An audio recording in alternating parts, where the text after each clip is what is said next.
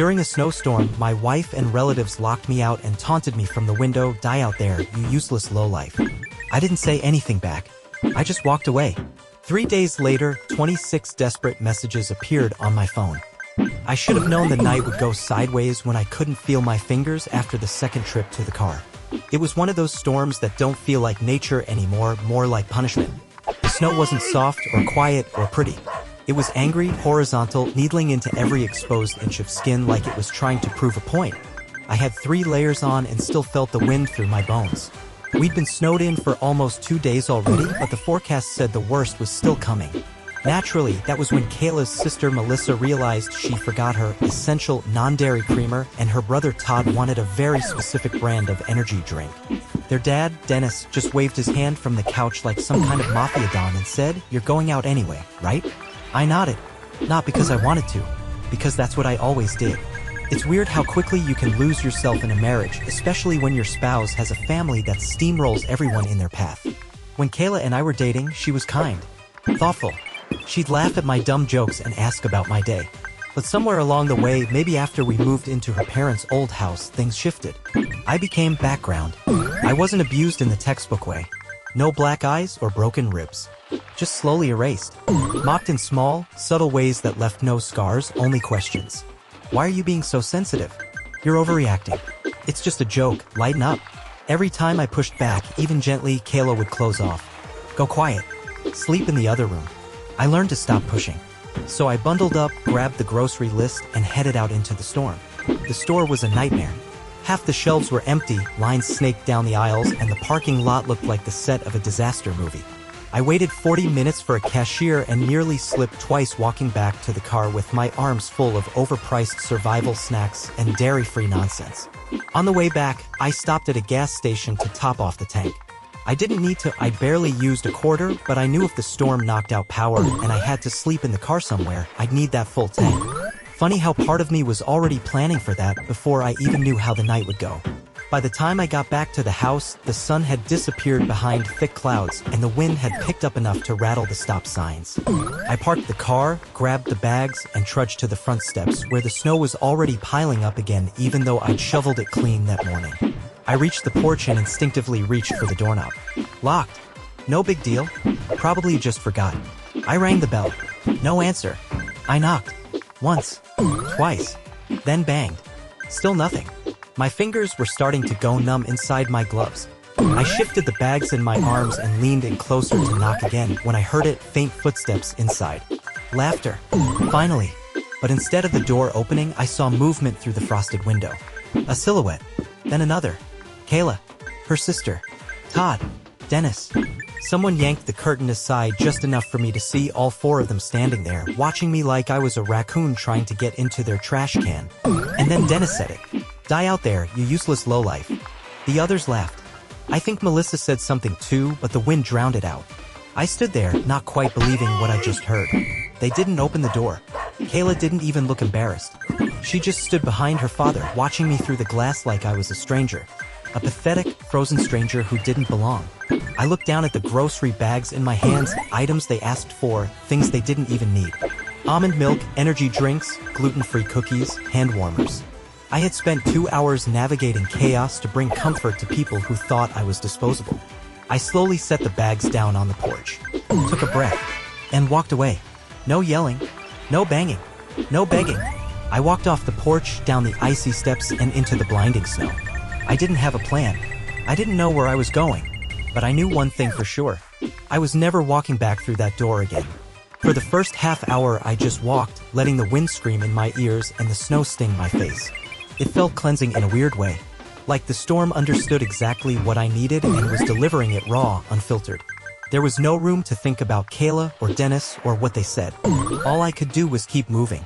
Eventually, I found myself on the edge of town, passing a diner with lights still on.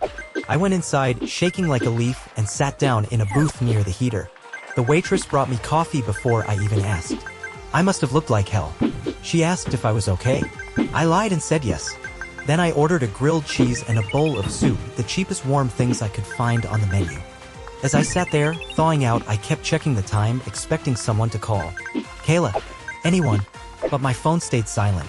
I finished my meal slowly, dragging it out, not ready to decide what to do next. I didn't have close friends nearby. My parents had moved to Florida. There was no one to call, no couch to crash on. I knew a guy I used to work with who rented out a mother-in-law suite. I texted him. Within 20 minutes, he replied. Said I could have it for the week, cash only. I said I'd be there in an hour.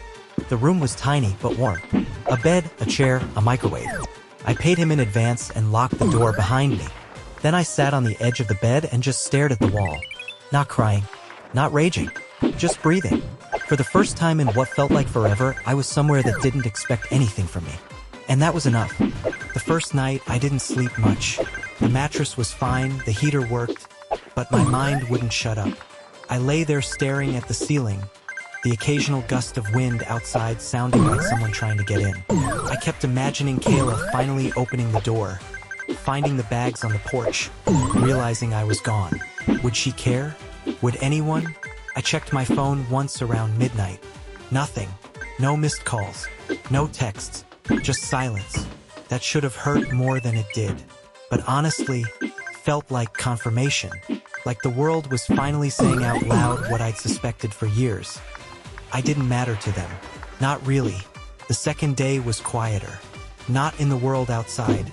The storm kept going, dumping another foot of snow on top of what was already there. But inside me, the thoughts slowed down.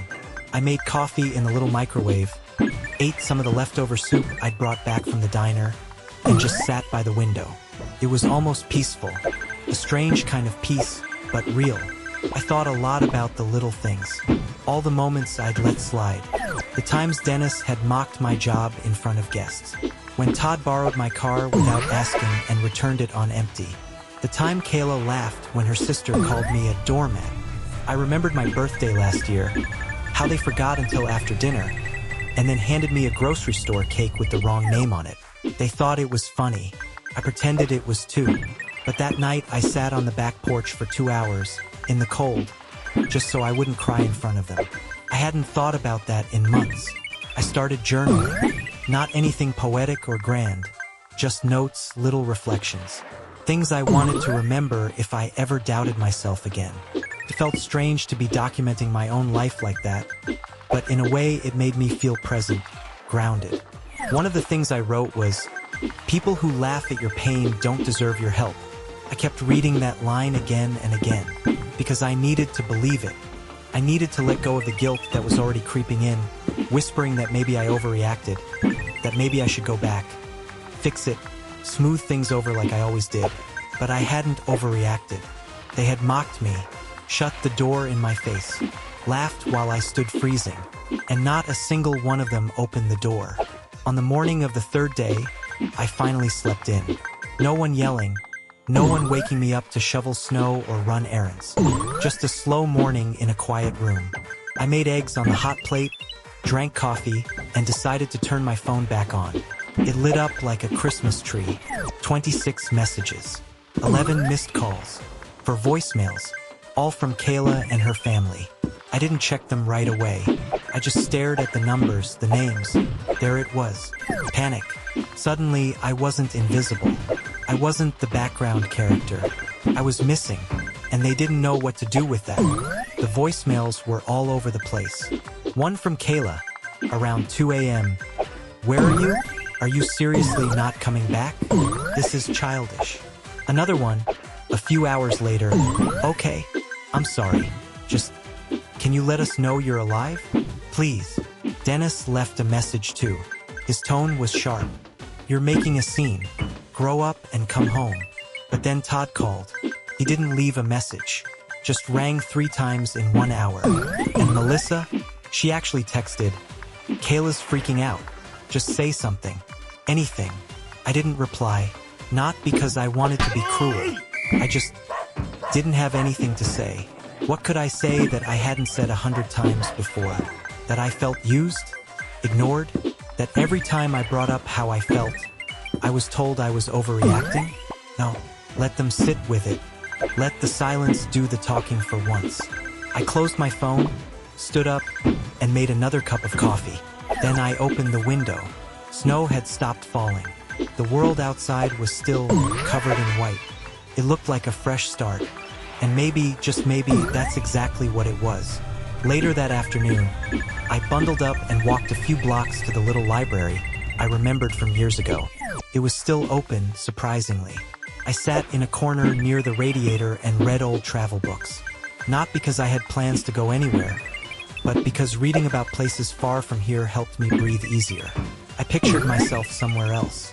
A beach, a mountain trail, anywhere but that house. And I realized I didn't want to go back. Not even to talk. Not even for closure. I wanted out. That evening, back at the rental, I made a list. Just a simple one. No emotions. Just tasks. Contact a lawyer. Get my stuff when the storm clears. Find permanent housing. Close joint accounts. Change emergency contact at work. It was the first time in years I'd made a to-do list that was just for me. I stared at it for a long time. I didn't feel proud, or angry, or even sad. I just felt sure. And that feeling, it was worth everything. The storm cleared on the fourth morning. I opened the door of the rental and stepped out into a world that looked completely remade. The sun bounced off clean white snow like it was trying to blind me, and the silence outside wasn't heavy anymore. It was clean. Still. New. I didn't rush anything. I had coffee. I showered. I watched the sun climb through the window. Then I turned my phone back on. 3 new messages overnight. One from Melissa. Kayla hasn't eaten. She just cries all the time. Please talk to her. Another from Dennis. You've made your point. Come home so we can move past this. And one from Kayla. Long. Rambling. Apologetic but confused. I didn't mean it to go that far. It was just a joke. Everyone was drinking. It was Dennis who said that, not me. I didn't laugh. Not really. Can we talk? I need you. The words that stood out were, I need you. Not I love you. Not I'm sorry for everything. Just I need you. And that told me everything. That evening I sent one text. Short, calm, clear. I'm okay. I won't be coming back. Minutes later, my phone buzzed nonstop. First Kayla, then her mom, who hadn't even been there. Then Todd, accusing me of blowing things out of proportion. Then Melissa again, suddenly furious. How dare you abandon her like this? Funny how quickly the tone changes when they realize the fixer has stopped fixing. I didn't answer any of them. Instead, I packed a bag and headed to the house. It felt like a stranger's place now. The driveway was half shoveled. The porch light still broken. I knocked out of habit more than necessity. Kayla opened the door, pale and puffy-eyed. Can we talk? She asked. I'm just here for my things. She flinched but stepped aside. No one else said a word. Dennis watched me like I was a thief. Todd paced the kitchen. Melissa disappeared upstairs. I packed quickly, efficiently. Just the essentials. Clothes. Papers. A few photos of my parents. The watch my grandfather left me. Kayla followed me from room to room like a ghost. Whispered things like, we can fix this and you're being dramatic. But I didn't answer, because anything I said would just be fuel for another argument I didn't want to have. When I zipped up the last bag, she stood in the doorway of our old bedroom. I didn't think you'd actually leave, she said. I looked at her for a long time. Not with hate. Not with love either. Just clarity. That's the problem, I said. You never thought I would. Then I left. They didn't chase me. Didn't scream. Didn't call me names. Because they knew. The silence they were left with said it all. I didn't go back to the rental. I drove around for a while, letting my hands stay on the wheel a little longer than necessary. The roads were clearer than before, and the sunlight made the snow sparkle like glass. I pulled into a coffee shop on the edge of town, ordered a black coffee and a sandwich and sat by the window. For over an hour, I just watched people come and go. Strangers with somewhere to be. Couples laughing. Parents wrangling kids in puffy coats. Normal. Something I hadn't felt in a long time. Eventually, I checked my phone again. A few more texts had trickled in, less frantic now, more resigned. One from Kayla, I understand. I hope you find what you need. That one almost got to me. Almost, because it sounded real. But then I remembered how many times I'd thought we were having a real moment only to be gaslit later. Told I was imagining things. That I'd made it all up in my head. I deleted the message. The next morning, I met with a lawyer. I told him everything. The house was hers technically, inherited from her grandparents. That part one wouldn't fight. But the shared finances, the utilities, the bills, I wanted my name off everything. Do you want to file for divorce now? He asked. I paused. Not yet, I said. But I want the paperwork ready. That night, I slept better than I had in weeks. I started looking at apartments. Nothing fancy. Just something small, clean, mine. I called my parents. Told them I was okay. They were surprised but supportive. Said they always had a feeling Kayla's family looked down on me. You deserve to be seen, not tolerated, my mom said. Simple. True. That Friday, I went back one last time. Not to the house.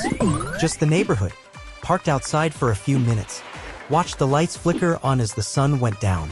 I imagined Dennis barking orders, Todd arguing about nothing, Melissa rolling her eyes. Kayla biting her lip, thinking. I imagined all of them realizing the balance had shifted. And I drove away. This time for good. 2 weeks passed. 2 weeks of silence, of rebuilding, of breathing. I moved into a small apartment on the other side of town. It wasn't much, a one-bedroom unit with creaky floors and a view of the alley, but it was mine. The first place I'd lived in that didn't carry someone else's expectations inside the walls. The first night, I lay on a mattress on the floor, surrounded by cardboard boxes and half-assembled furniture. It was quiet. Unnaturally so. I remember hearing the hum of the refrigerator, the faint drip from a kitchen faucet, the occasional creak from the hallway. At first, it made me uneasy. I was so used to chaos, to noise, to tension in the air. It took me nearly an hour to fall asleep. But when I did, I slept harder than I had in years. The next morning, I woke up before my alarm. I made coffee in a $12 French press I picked up at a thrift store. Drank it slowly on the floor, back resting against the wall, watching the sun move across the ceiling. Nothing demanded my time. No errands, no lists, no voices asking why I hadn't done something yet. Just quiet. I bought furniture slowly. A second-hand couch. A desk. A bookshelf I filled with novels I used to love before life got too loud to read. I even put up some pictures, my parents, a few landscapes from places I hope to visit one day. Peaceful places. Quiet. Each day brought a little more clarity. I stopped jumping every time my phone buzzed. I started sleeping through the night without waking in panic. I rediscovered the strange freedom of silence, the kind that doesn't accuse, doesn't demand, doesn't disappoint. I filed the divorce papers on a Tuesday morning. The lawyer didn't ask many questions. Just nodded, made copies, and said he'd handle the rest. I didn't tell anyone. Not my coworkers. Not old friends. Not even my parents. Not yet. It felt like something I needed to do for myself, without commentary, without sympathy. Just closure. Kayla never responded. Or maybe she did, and I just didn't check. I stopped opening her messages after a while. There were too many ways to get pulled back in, and I wasn't willing to test my strength. Then one morning, I got a letter. Handwritten. No return address, but I knew the handwriting immediately. Kayla's. Inside was a single page. I don't know who I was married to. I don't think I ever took the time to really know you. You were always there, always helping, and I just let myself believe you always would be. I'm sorry for the way we treated you. I'm sorry for how blind I was. Not asking you to come back. Just needed to say this. You deserve better. I read it twice. Then I folded it, slid it into the back of a drawer, and didn't reply. Some things are better left answered in action, not words. I started cooking again. Actual meals. Not just microwaved leftovers or takeout. Chopping vegetables. Simmering sauces. It felt strangely intimate, like taking care of myself was something sacred, not selfish. I walked more. Bought a decent pair of boots and started hiking on weekends. I found a trail along the river that curved through a forest. Quiet. Still. My kind of place. On those walks, I talked to myself sometimes. Nothing dramatic, just thoughts out loud. I said things I hadn't let myself say before. I named the pain. I admitted the anger. I forgave myself for not leaving sooner. One Sunday morning, I passed a woman walking her dog. She smiled. I smiled back. That was all. But it felt like a beginning. The following week, I had lunch with a coworker I barely knew before. Jason. He'd recently gone through a breakup and recognized something in me. We talked for over an hour. About grief. About freedom. About starting over in your 30s when you thought you had your life figured out. Turns out a lot of people are rebuilding. Quietly. Privately. Sometimes I wonder how long I would have stayed if they hadn't locked that door. If I'd just come inside, handed over the groceries, and let the cycle start again. Maybe years. Maybe forever. But that night in the snow was a line I couldn't uncross. And thank God for that. Because I didn't just walk away from a house that night. I walked into myself. The man I became wasn't built overnight. He didn't emerge with some dramatic haircut or new wardrobe or gym routine. He came out slowly, painfully, quietly. In the spaces I carved for him. In the peace I protected. I bought a new jacket. Not because I needed one. but because it was the first thing I bought that no one had an opinion about. I deleted old pictures. Not all at once. Some stayed longer than others. But one by one, I let them go. I told my parents about the divorce after it was finalized. They were gentle, kind. My mom cried a little. My dad offered to fly up and help me move even though I told him I was already settled. It meant something though, to be offered help without strings. One evening, I pulled out the grocery list I'd found in my jacket pocket. The one Kayla had handed me that night.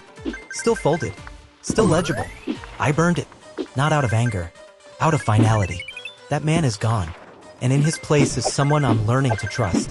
Someone I like. Someone I fought to become. And I'm not going back.